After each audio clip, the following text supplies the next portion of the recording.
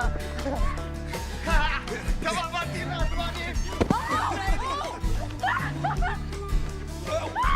Not bad! Come on! Still got it!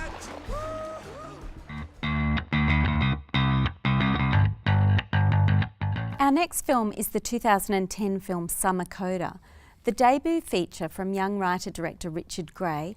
It's a gentle film about a tentative connection between two reticent souls. Australian-born Heidi, played by Rachel Taylor, lives in Nevada in the US. She hasn't seen her father since she was 7. And when she hears that he's died, she returns home to attend the funeral. Carrying a prize violin that used to be her father's and hitchhiking to Mildura, she's picked up by Michael, a lonely orange farmer who invites her to stay while she's attending family business. Michael, played by Alex Dimitriades. Now gradually, amid the rhythms of orange picking and surrounded by a troop of fun-loving fruit pickers, Heidi and Michael begin to bond and gradually share their secret griefs that have shaped them. See, if you just pull it, you'll take off the stem, all right? But if you give it a little twist... Ah. You see that? Hey, Mikey! Hey, what's going on? A bit reminiscent of the sun-drenched rural loveliness of Bertolucci's Stealing Beauty, Summer Coda evokes a great sense of place, in this case Mildura, where it was shot. The trees, the dusty roads, the river where the fruit pickers play and swim after a hard day at work.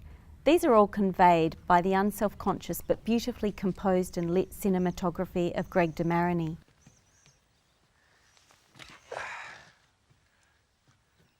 Oh my God.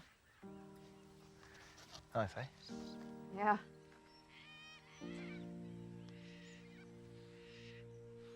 The plot for Summer Coda is pretty straightforward, but this film is about Rachel Taylor and Alex Dimitriades, giving very naturalistic performances in this picturesque landscape.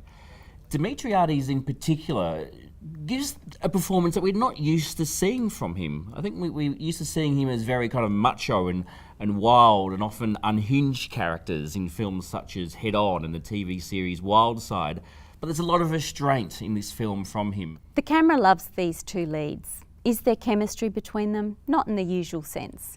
It's not a grand passion or an irresistible sexual attraction, but this is something I really like about the film. It's a tentative romance, something more understated and companionable, showing the real difficulties of connecting after heartbreak. But there's nothing harsh or bleak about Summer Coda. It's a warm film, it's easy to like. You know, for a film that deals with some fairly serious subject matter in terms of people grieving and overcoming grief, it's a really sweet film.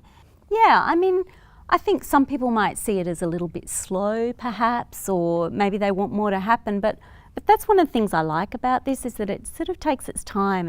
It's like jumping into a warm river in an orange grove.